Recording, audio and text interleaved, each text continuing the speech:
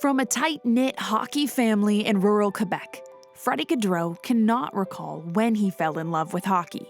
Can't remember. I was born that way, I feel like. But he can remember how. A year and a half, I was in the backyard skating. My parents would make a rink in the backyard, and from what my parents said, I would always say, hockey, hockey, you know, with my little stick in my hands. The early mornings, when it's kind of still dark outside, that smell of those rinks, you know, they all have their own smells. Even now, with years in the NHL behind him, it's the little moments that still ground him in his passion. Playing outdoors the best when it's really cold and your ears are frozen and your cheeks are frozen and your toes too, you know, but it doesn't matter because it's so fun, so good, and you just keep going because it's the game, it's the best thing in the world. And Gaudreau says he could never imagine spending his life doing anything other than the best thing in the world.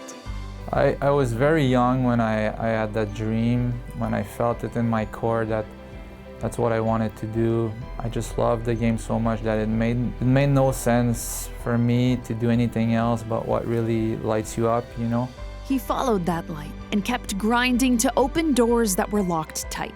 Passed over in the draft, Gaudreau spent 3 seasons in the QMJHL, earning 134 points in 195 games, before the Milwaukee Admirals of the AHL came calling with his first professional contract.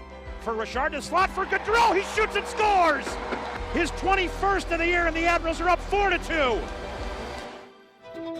A really defining moment for me was my first year when I got sent back from the American Hockey League to the East Coast Hockey League. I would say in that moment I felt like my mindset was kind of all over the place, focusing too much on too far and seeing things very like logically, thinking like, oh well, I gotta be the best of this team in order to find a way to go back up and then be the best, and it felt too far. And it's at that moment that I started approaching every day in a different light, and my focus narrowed down more and more to present moment and really what I could do every single day to become the best version of myself. Score!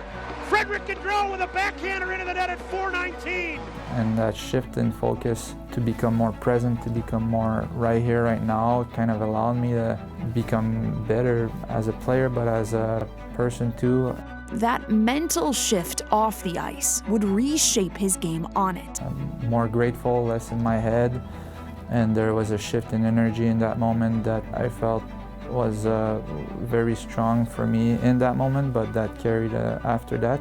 He leaned into self-mastery, new focus, new roles, new skills. I was going to bed, let's say, at night thinking of like, what in my game really I can work on tomorrow, and I wake up the next day and I would work on that little thing, and so on and so on and so on, day in, day out. And when the Nashville Predators called him up on October 22nd, 2016, the day came for Freddy to make his NHL debut and officially turn his dream into his reality. Freddy Gaudreau will be making his NHL debut.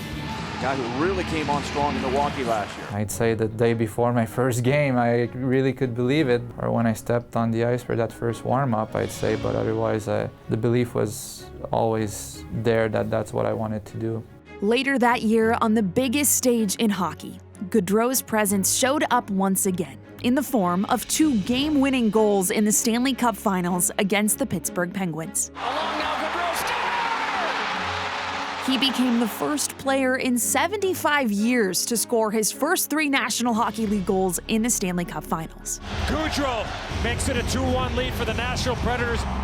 He would later go on to play for the Penguins alongside Jared McCann and for the Minnesota Wild before the Seattle Kraken traded for him in the summer of 2025. Number 89, Freddy Gaudreau! I've always had a good feeling about the boys on that team. You can kind of sense those things when you play against teams. He was greeted in the Kraken's locker room by the friendly face of Eeli Tolvanen. Well, Freddy's an awesome guy, great guy in the locker room. I feel like everybody's gonna notice it right away. Smiling every day, he's happy. You know, he's a generally great guy. You know, on the ice, he's a competitor. You know, he's gonna bring it every night. Doesn't matter which his role is, he's gonna always show up. And I think he has probably one of the softest hands I've ever seen. It's awesome. You know, I was close with Toby. You know, really loved him, loved his game, loved his personality. The funny story, actually, we got a dog. They had a dog. That name is Lola, and we got a dog. It looks like a small Lola. And I was like, we should name it after Freddy's dog. And my girlfriend was like, well, it's their dog. I was like, we're never gonna see them again. And now they're here. It's funny how hockey works, you know. You rarely are with the same people for the rest of your career, so it's fun to see, and I'm just happy for him, and I'm now happy to be part of his team again.